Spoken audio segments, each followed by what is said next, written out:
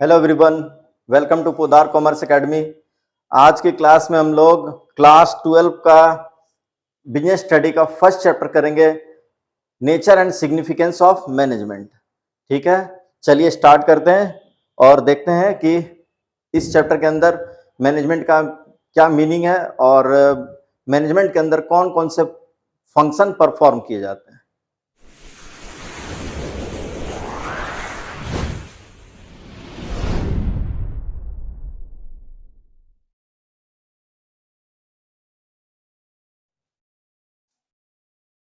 Nature and significance of management.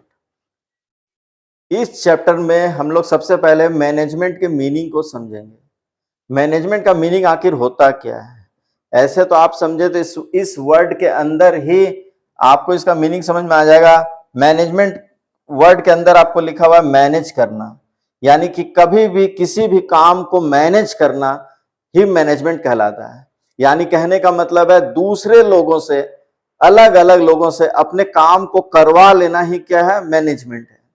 इसके लिए आप एक लाइन में इसका पूरा मीनिंग समझ सकते हैं। Management is the coordination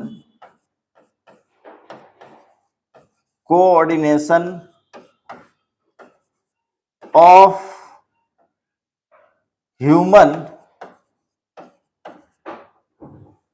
and physical resources. अब इसका क्या मतलब है, इसको मैं आपको समझा रहा हूं। Management is the coordination of human and physical resources, यह है मैनेजमेंट का मतलब। अब देखिए, कोई भी किसी भी ऑर्गेनाइजेशन में आप देखेंगे दो तरह के रिसोर्सेस होते हैं। एक ह्यूमन रिसोर्स का मतलब labour, staff, human being, human resources. और एक आपका रिसोर्सेस होता है फिजिकल रिसोर्सेस। फिजिकल रिसोर्सेस का क्या मतलब है? फिजिकल रिसोर्सेस का मतलब हो गया मटेरियल, मशीन्स, ये सब। यानी कि आपके फैक्ट्री में जो भी मशीनें लगी हुई हैं वो फिजिकल रिसोर्सेस है। यानी कि किसी भी इंडस्ट्री को चलाने के लिए सबसे ज्यादा जरूरी क्या है? मशीन्स। लेकिन मशीन आप कितना भी लगा ले, मशीन खुद से काम नहीं कर सकती है। मशीन को चलाने के लिए आदमी चाहिए। आदमी चाहिए का मतलब ह्यूमन रिसोर्स चाहिए, यानी कि लेबर चाहिए। ठीक है, यानी मशीन को चलाने के लिए आदमी चाहिए और आदमी को चलाने के लिए डायरेक्शन चाहिए। यानी कि जब तक इंसान को या आपके लेबर को या आपके स्टाफ को सही डायरेक्शन नहीं मिलेगा सही समय पर, तो वो कोई भी काम अपने मन से नहीं कर पाएगा या सही तरीके से नहीं कर पाएगा, या फिर बोलिए सही टाइम पर नहीं कर पाएगा, या फिर आप कहिए इफेक्टिवली नहीं कर पाएगा या एफिशिएंटली नहीं कर पाएगा। यानी कि फिजिकल रिसोर्सेस को चलाने के लिए चाहिए ह्यूमन रिसोर्स और ह्यूमन रिसोर्स को चलाने के लिए चाहिए मैनेजमेंट। ठीक है, तो मैनेजमेंट का मतलब होता है लोगों को डायरेक्शन देकर, लोगों को सही स्ट्रेटेजी देकर, लोगों के साथ सही प्लानिंग कर कर सही काम को सही समय पर सही तरीके से करना। ठीक है, यही मैनेजमेंट होता है। Management is universal concept. Management जो है वो एक यूनिवर्सल कंसेप्ट है फॉर ऑल ऑर्गेनाइजेशन, बिग और स्मॉल, प्रॉफिट और नॉन प्रॉफिट ऑर्गेनाइजेशन, सर्विस और मैन्युफैक्चरिंग ऑर्गेनाइजेशन। यानी कि आप ऐसे कह सकते हैं कि मैनेजमेंट के बिना किसी भी ऑर्गेनाइजेशन को, किसी भी काम को नहीं किया जा सकता है। यानी कि मैनेजमेंट की शुरुआत आप देखेंगे सबसे पहले आपके घर से ही मैनेजमेंट की शुरुआत हो जाती है। यानी कि घर को चलाने के लिए भी एक मैनेजमेंट होता है। ये मैनेजमेंट हमारे पेरेंट्स संभालते हैं। ठीक है, जैसे कि एक स्कूल हो गया, स्कूल में मेन आपका काम होता है पढ़ाना, लेकिन उसके अलावा भी ढेर सारे काम किए जाते हैं। जैसे कि अगर स्कूल का मैनेजमेंट अगर सही नहीं होगा तो स्कूल में कोई भी एक्टिविटी सही समय पर सही तरीके से परफॉर्म नहीं हो सकेगी। एक हॉस्पिटल है, वहां भी मैनेजमेंट होता है। एक क्रिकेट टीम है, वहां भी मैनेजमेंट होता है। बिना मैनेजमेंट के कोई भी काम सही तरीके से नहीं किया जा सकता। यानी कि जहां पर हम लोग, जैसे कि क्रिकेट टीम में ढेर सारे प्लेयर काम करते हैं, लेकिन वहां पर एक कैप्टन को अपॉइंट किया जाता है ताकि वो ऑन ग्राउंड अपने प्लेयर की एक्टिविटी को वॉच कर सके, उनको डायरेक्शन दे सके और सही समय पर सही आदमी को सही काम के लिए भेज सके ताकि गोल को अचीव किया जा सके। Management is necessary so that individual make their best contribution towards group objective. यानी ग्रुप में जब भी काम किया जाता है तब मैनेजमेंट क्या होता है, नेसेसरी हो जाता है। ठीक है। Successful organization do not achieve their goals by chance but by following a deliberate process called management। यानी जितने भी सक्सेसफुल ऑर्गेनाइजेशन आज तक हुए हैं वो लोग किसी भी संयोग से सक्सेसफुल नहीं हुए, बल्कि वो लोग एक सोचे समझे प्लानिंग के कारण या एक गुड मैनेजमेंट के कारण ही सक्सेसफुल होते हैं।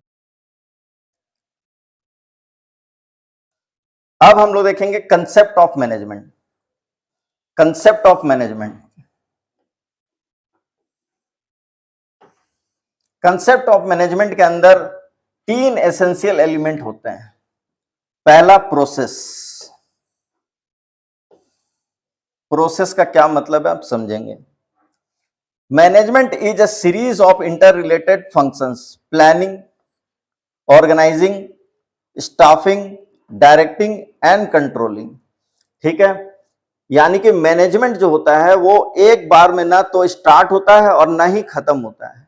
मैनेजमेंट एक लगातार चलने वाला प्रोसेस होता है, एक के बाद एक के बाद एक, अलग अलग काम के लिए अलग अलग मैनेजमेंट की रिक्वायरमेंट होती है। जैसे कि हम लोग मान लीजिए एक इंडस्ट्री चलाते हैं, तो उस इंडस्ट्री के लिए सबसे पहले हम लोग प्लान करते हैं कि कौन सा प्रोडक्ट हमारे इंडस्ट्री के अंदर बनाया जाएगा, उसके लिए रॉ मटेरियल कहां से आएगा, मशीनें कहां से खरीदी जाएंगी, कैपिटल का अरेंजमेंट कहां से होगा, कितना कैपिटल बैंक से लेना होगा, कितना ओन कंट्रीब्यूशन करना होगा, फिक्स्ड कैपिटल कितना लगेगा, वर्किंग कैपिटल कितना लगेगा, जो भी प्रोडक्शन होगा उसको कौन से मार्केट में सेल किया जाएगा, कितने लोगों की रिक्वायरमेंट होगी।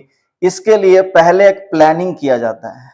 प्लानिंग करने के बाद ही प्रॉपर तरीके से आप काम को कर सकते हैं। बिना प्लानिंग के कोई भी काम सही तरीके से नहीं हो सकता है। उसके बाद हम लोग उस काम को ऑर्गेनाइज करना शुरू करते हैं। ऑर्गेनाइजिंग का मतलब क्या होता है, देखिए प्लानिंग एक दिमागी काम है, यानी दिमाग के अंदर काम करने से पहले जब हम लोग कोई काम के लिए तैयारी करते हैं तो उसको प्लानिंग बोलते हैं। लेकिन जब एक्चुअल में काम करना स्टार्ट कर देते हैं, यानी कि मशीनें परचेस करना स्टार्ट कर दिए, रॉ मटेरियल खरीदना स्टार्ट कर दिए, बैंक से कैपिटल के लिए बात करना स्टार्ट कर दिए, लोगों को रिक्रूट करना स्टार्ट कर दिए, तो ये ऑर्गेनाइजिंग कहलाता है। इसके बाद स्टाफिंग, अलग अलग काम के लिए अलग अलग लोगों को अपॉइंट करना, अलग अलग काम का जिम्मा देना स्टाफिंग कहलाता है। लोगों को अपॉइंट करने के बाद उनको क्या काम करना है उसके लिए डायरेक्शन देना पड़ता है, ये डायरेक्टिंग कहलाता है। और लोगों को डायरेक्शन देकर भी छोड़ नहीं दिया जाता है, वो जो काम कर रहे हैं उस काम के ऊपर पूरा कंट्रोलिंग रखना जरूरी है ताकि वो लोग सही काम कंप्लीट कर सकें।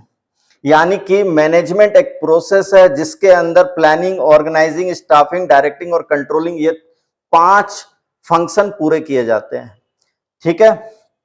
इसके बाद इफेक्टिवनेस। इफेक्टिवनेस का क्या मतलब है, देखिए इफेक्टिवनेस का मतलब होता है effectiveness in management is concerned with doing the right task and achieving